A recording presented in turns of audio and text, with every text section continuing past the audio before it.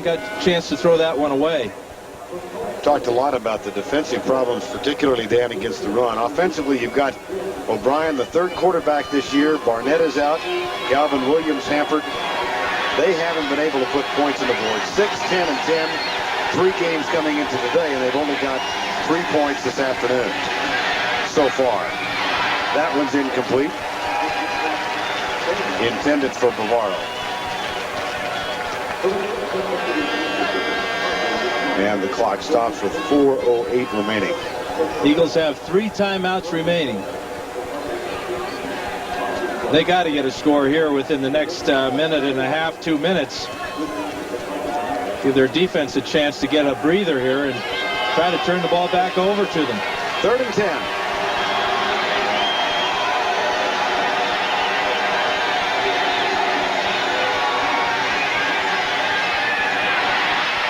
First down at the 29.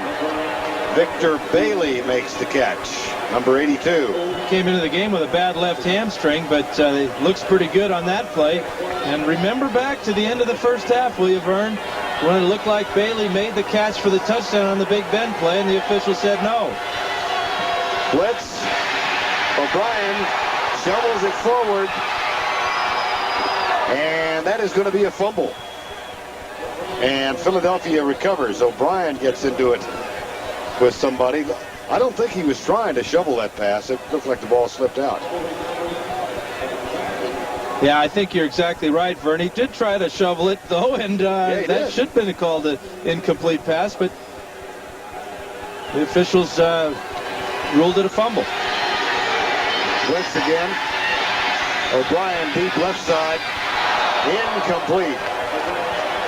Flag is down. This might be defensive holding against the Cardinals. May even be against Lorenzo Lynch on the outside. 12 men on defense. 5 yards. Repeat, 2nd down. That's that prevent defense that Bugle's been working on. So Lynch doesn't get called for holding. It's 12 men. And if you can get away with it, it's pretty good. One thing it does is it runs time off the clock. And that time it worked to keep the completion from happening. Clock shows 3:08 remaining. And it's 2nd down and 4.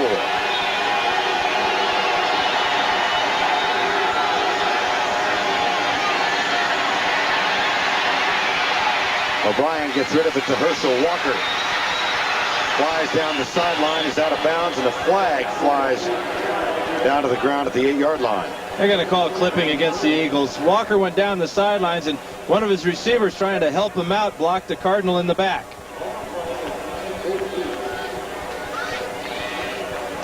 Illegal use of hands to the face. Number 87. 10 yards. Repeat, 2nd down. Going to get Maurice Johnson for that illegal block. 10 penalties today against Philadelphia. That one really hurt. Ball back to the 23-yard line on 2nd down. 16-3 with 2:59 remaining.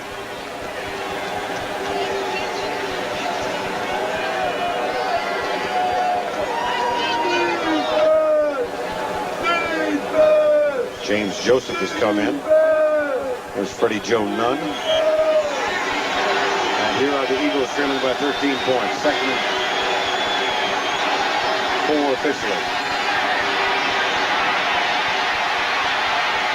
Deep in the end zone for Bavaro, who is out of the end zone, incomplete. Overthrown.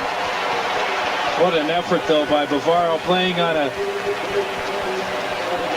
very ugly knee.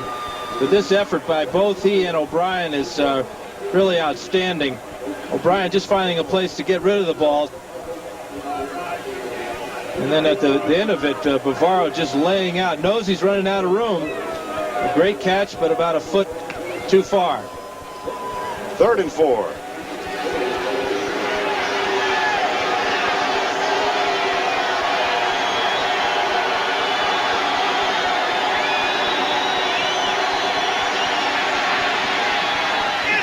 away, incomplete. 4th and 4. Chris Oldham. Yeah, Oldham's playing in one of those inside safety positions in this big nickel defense for Fritz Schirmer. And he's really a cornerback, and he showed that cornerback ability that time as he broke underneath Bavaro and knocked it away. Crucial play now. It's everything or nothing. 4th and 4.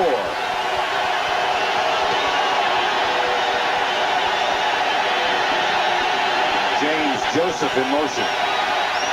Blitz. O'Brien with time, incomplete. Intended for Bavaro.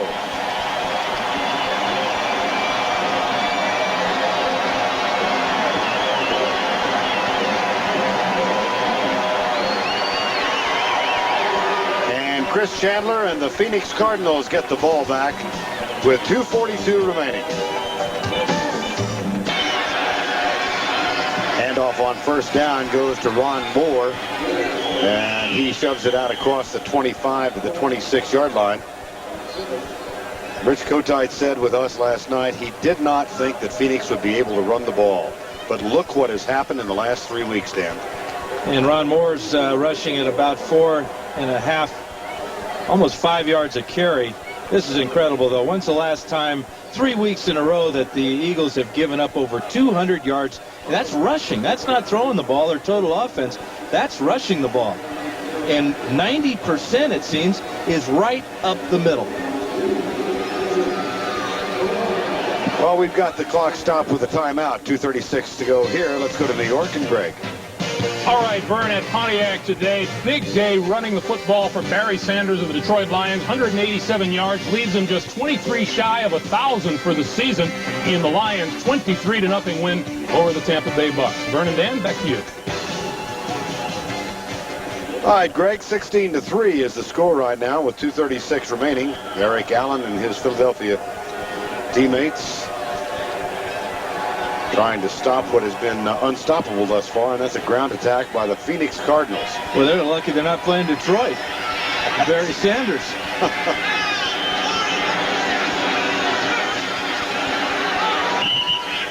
Nothing on this play out near the 30-yard line. Seth Joyner makes the tackle. Louise Sharp and Clyde Simmons, who have met several times.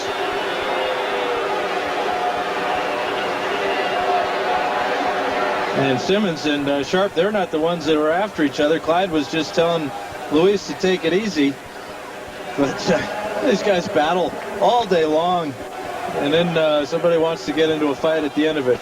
Not going to be a very long fight. Ed Cunningham is the injured Cardinal. He limps off, and time has been called. 2:32 to go in regulation.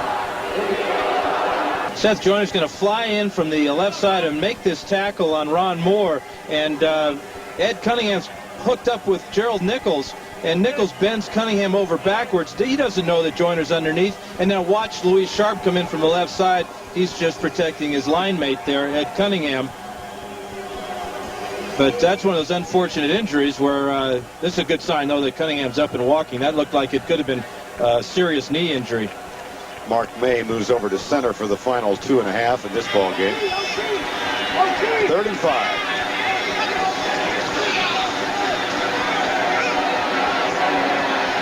And Larry Centers moves it out close for a first down. He may have gotten it. Gerald Nichols and Louise Sharp, so it's not settled between those two. It's a battle of the birds today, and the red birds have beaten the green ones. First down, Phoenix. And they did it on the ground. No flying in this game. We have reached the 2-minute warning. Phoenix has a 13-point lead at 16-3.